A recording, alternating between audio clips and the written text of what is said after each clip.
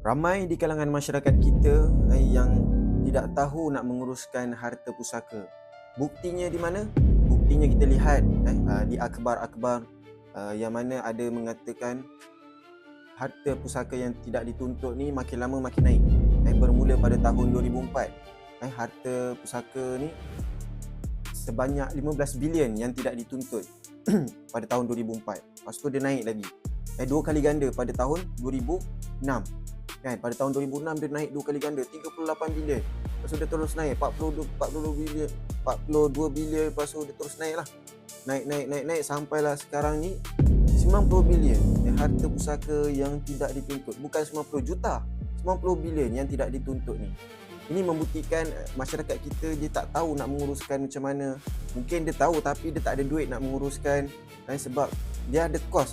Bila mana kita nak menguruskan pusaka ni akan ada kos yang dikenakan kepada mereka yang nak menguruskannya tu lah. Contohnya peguam akan charge dia, ataupun orang-orang yang ada kepakaran dia akan charge dia. Jadi dia ada kos.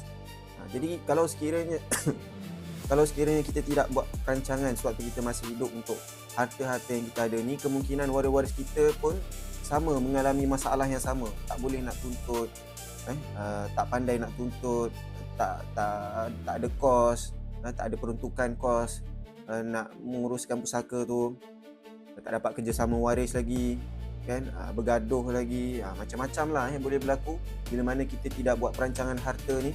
Jadi kepada mereka yang mana ada harta ni, digalakkan sangat untuk buatlah perancangan harta, mudahkanlah urusan waris. Sebab apa? Bila mana kita memudahkan urusan orang, Nabi ada sebut dalam satu hadis, wa may yassara 'ala mu'sir yassara 'alaihi fid dunya wal akhirah.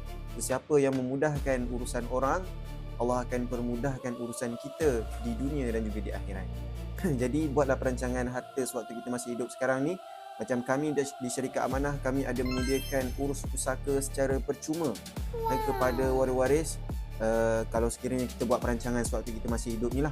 Okay? Nak dapatkan maklumat lebih lanjut, boleh hubungi saya. Okay? Hubungi segera.